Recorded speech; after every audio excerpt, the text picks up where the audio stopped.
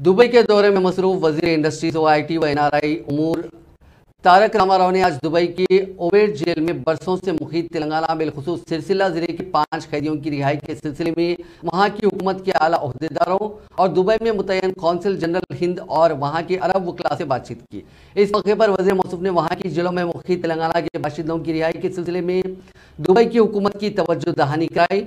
इसके अलावा कैदियों के अरकान ख़ानदान, रिश्तेदारों और उनके केस की पैरवी करने वाले अरब वकला कौंसिल जनरल के ओहदेदारों से अलग तौर पर बातचीत की और केस की पेशरफ से मुतालिक मालूमात हासिल की।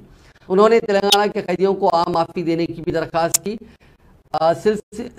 सिलसिला जिले से ताल्लुक़ रखने वाले 5 अफराद रवि, मल्लेश, जी नापल्ली, डी लक्ष्मण और हनुमंतलू एक केस के सिलसिले में दुबई की जेल में मुक़ीद हैं। तकरीबन 15 साल की सज़ा मुकम्मिल करने के बाद भी उनकी रिहाई अमल में नहीं आई। उन 5 अफराद की रिहाई के लिए आज फिर एक मरतबा वज़ीर मौसूफ ने दुबई के ओहदेदारों और हिंदुस्तानी कौंसिल के ओहदेदारों से बातचीत की।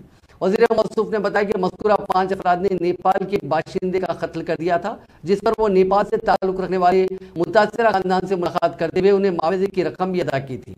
इसके बाद मुतासिरा खानदान ने दुबई हुकूमत को मुजरिमीन को माफ़ करने का एक मकतूब भी हवाले किया था, लेकिन बाज़ वजूहात के बाइस और जुर्म की नौइयत के बाइस दुबई की हुकूमत ने उनकी रिहाई के मामले को इल्तिवा में रखा। अब तक नेपाल के मुतासिरा खानदान को 15 लाख रुपए मुआवजा शरई कानून के मुताबिक अदा किया गया। बाद साल 2013 में नेपाल की वजारत खारजा से तालमेल करते हुए मज़कूरा 5 मुजरिमीन की आम माफ़ी के लिए दरकार दस्तावेजात भी दुबई हुकूमत को पेश किए गए, लेकिन अब तक उनकी रिहाई अमल में नहीं आई। इस मौके पर कौंसिल जनरल राम कुमार से वज़ीर मौसूफ ने दरख्वास्त की कि आम माफ़ी के लिए दुबई की अदालत ने इनकार कर दिया, जिसके पेश नज़र दुबई के हुक्मरानों से कौंसिल जनरल हिंदुस्तान की नुमाइंदगी करते हुए उनकी रिहाई को यकीनी बनाएं।